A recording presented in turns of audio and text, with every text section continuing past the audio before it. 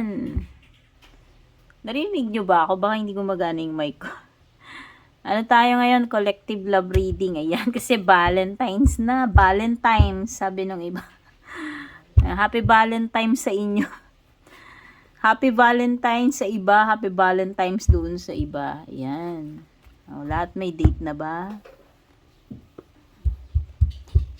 Tignan na natin. Dahil collective reading ito, kahit anong zodiac sign ninyo. Tignan lang natin. Ano ba itong mga mapipick up nating energies. Kung nagmamatch sa inyo, edi para sa inyo. Kung hindi naman, wag ipilit, no?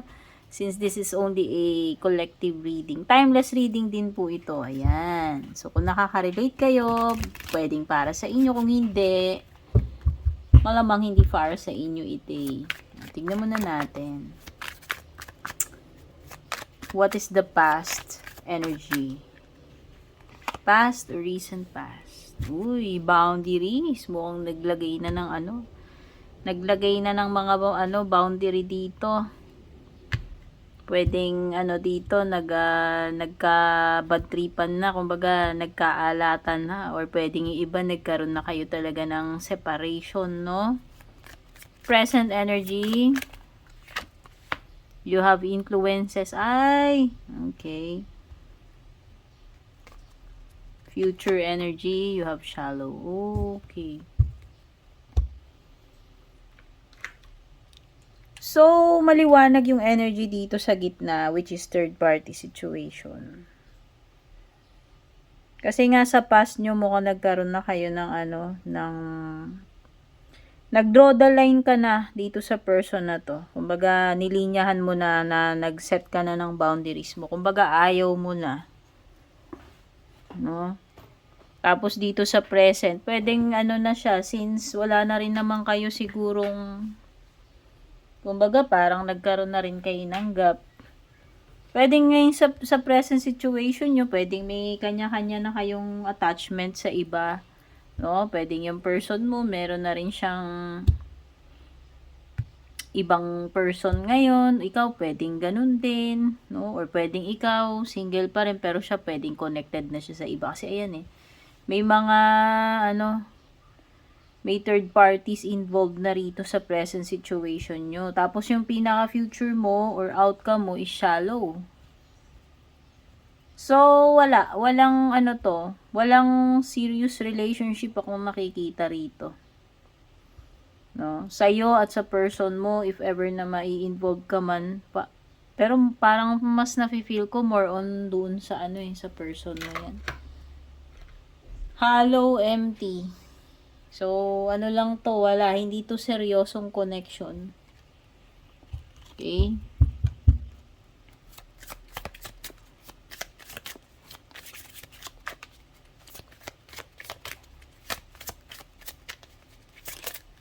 Pwedeng nagkaayawan na kayo sa isa't isa, or pwedeng ikaw na mismo nangayaw dito. Kasi mukhang may pasaway energy talaga.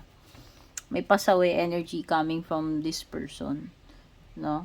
Kasi dito pa lang bukod sa may mga possible third party na siya, mayroon na siyang ibang kakonect. Pwedeng rin, mabarkada rin to. No? Siguro nga may pagkapasaway tong person mo. Baka mahilig pa tong gumimik.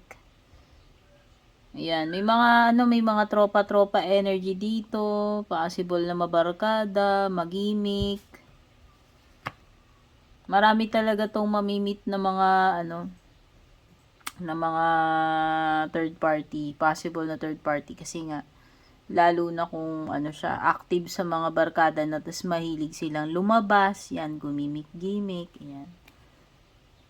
Wala talaga, mahilig sa to, parang happy-go-lucky energy yung nafe-feel ko sa kanya. And kahit sa mga susunod na panahon, no, kahit sa future, parang hindi hindi serious yung energy na napipick up ko galing dito sa person mo. Kaya tama lang na mag-set ka ng boundaries dyan. Itong past mo, pwedeng recent past, pwedeng kailan lang, basta past, tapos ito yung present, future. Okay, tignan pa natin yung iba pang energy. Sige. Wala kang kung mahilig mag-club, yan, gumimik-gimik kasama yung mga tropa, labas-labas, inom-inom, yan. Wala ka talaga makukuha sa ganyan. Tsaka dun sa mga pinupuntahan nila, depende rin kasi sa mga nakakasama niya, yung mga influensya. No, may mga influences dito. May mga influences dito sa person na to. Kaya, mga bad influence yung mga nakakasama niya, kaya ganyan din. Kasi 'di ba, birds of the same feather flock together. Alam nga namang hindi mo trip yung ginagawa nila pero sumasama ka. Parang unusual naman yun. May mga cases na gano'n pero usually kasi pag sumasama ka, ibig sabihin na-enjoy mo rin yung company ng mga yun. Na-enjoy din niya yung ginagawa nila. Kaya siguro sama siya ng sama. Magiging barkada mo ba yun kung hindi ka rin nag-e-enjoy doon sa mga pinupuntahan ninyo, kung saan ka niyayaya.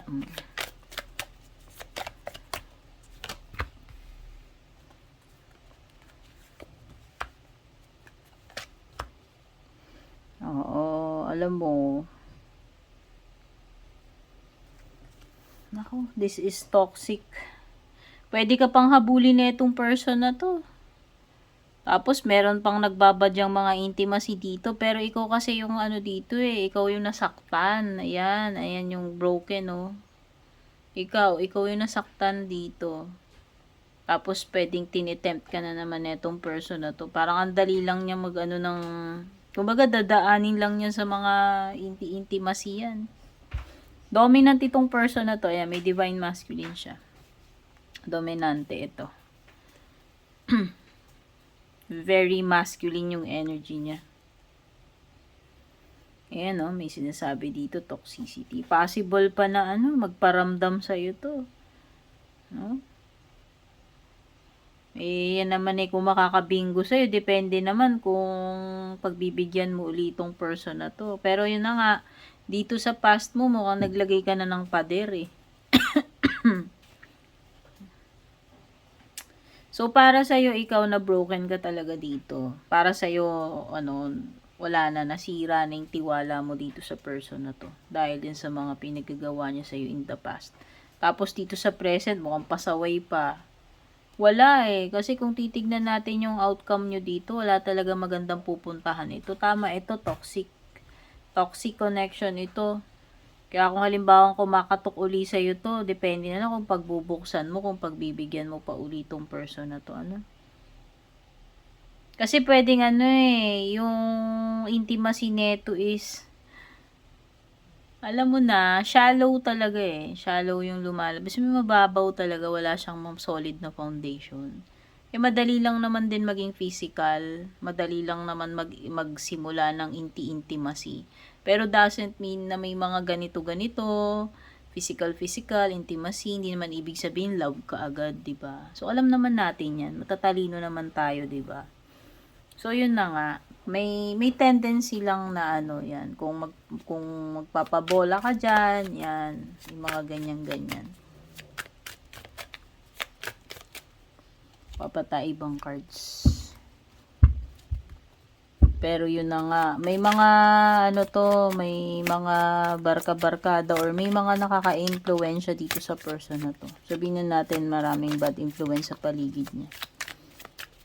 Kaya hindi rin talaga, hindi rin siya reliable kasi matropa, no? Kani-kaninong tropa sumasama, sa daming mga influensya sa paligid niya. Pero kasi naniniwala ako kahit naman impluwensyahan ka, kung hindi ka naman magpapa-impluwensya, nasa sayo naman talaga yun. Ibig sabihin rin, choice din niya, pasaway din siya, ibig sabihin.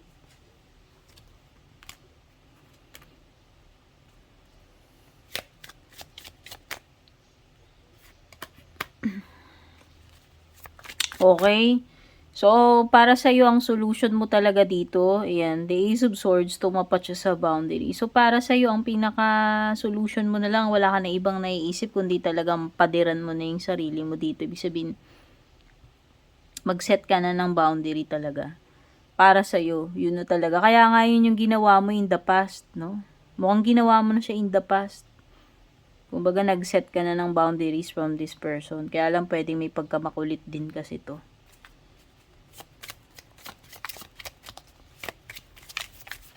Yun na lang yung naiisip mong solution eh.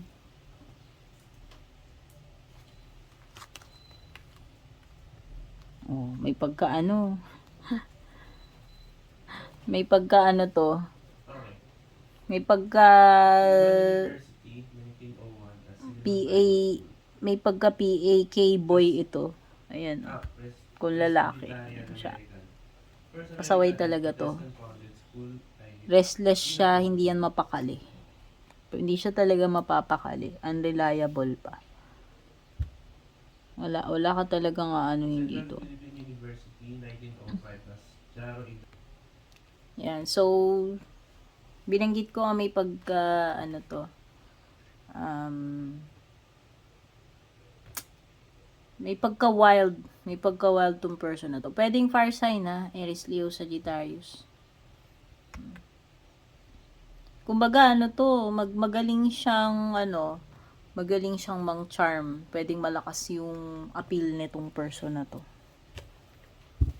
Alam niya kung paano kanya i-charm. Yan.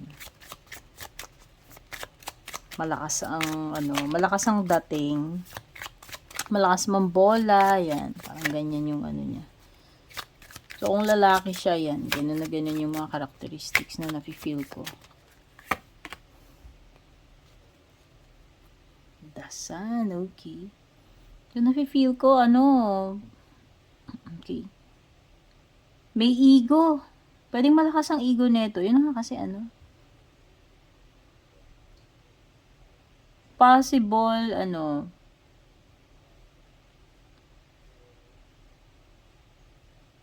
malakas ang energy ng fire sign. Yan. So, pwedeng maano tong person na to. Pwedeng malakas yung ego niya or pwedeng may pagka self-centered din.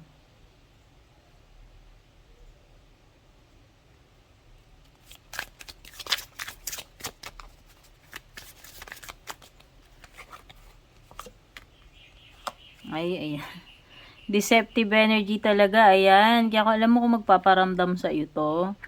Tapos magsisweet-sweetan siya. Dadaanin ka sa mga sa charm, sa sex appeal, at saka sa intimacy. Naku, wala.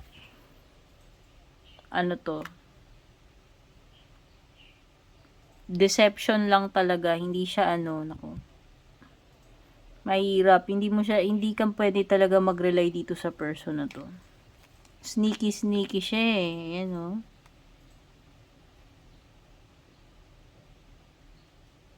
May pagkapasaway energy talaga to.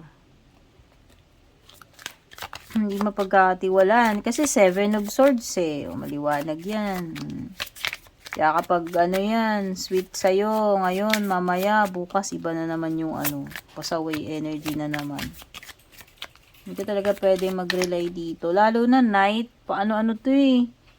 Parang, yun nga sabi ko nga sa'yo, parang hindi siya nag-i-stick sa isa. May pagka-adventurous siya, tsaka hindi yan pwedeng hindi stick to one talaga yung person na yan. Gusto niya may variety, gusto niya laging may excitement, adventure. No? Hindi mo siya pwedeng ipirme. Hindi nga mapakali, kaya nga yan, may mga tropa-tropa, may mga barka-barkada ako na pipick up eh. Malamang sa malamang hindi mapakali sa bahay. Pag kumbaga madaling mayaya, no? Hilig lumabas. Meron ding okay.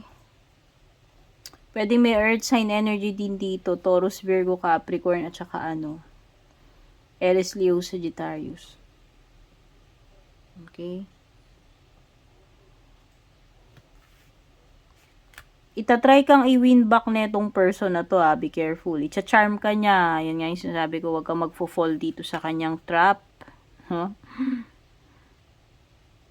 Pwede ka pa rin i-deceive netong person na to. Maliwanag yan with the 7 of Swords. And itatry ka niyang i-win back. Itatry ka niyang i-charm. Di ba sabi ko nga charmer to? Pwedeng madaan ka niya sa mga patwitams niya, sa mga pa-sweet-sweet. Okay? Maging wise ka. No? Ito yung sinasabi dito. maging wise ka. Pwedeng bumalik sa iyo to uli eh. Ayan oh, pwedeng ano, tatry ka niyang i-win back. Okay, pero yun nga, hindi ka, parang kung ako tatanungin, may 7 of Swords, may energy dito na hindi ka dapat, don't let your guard down, huwag kang basta-basta magtitiwala rito. So, yun lang ang masasabi ko, okay? So, ito yung collective love reading ninyo. Don't forget to like, share, comment, subscribe. Kung hindi pa po kayo nakasubaybay dito sa ating FB page and YouTube, take care, good luck. Kita-kits sa ating next reading.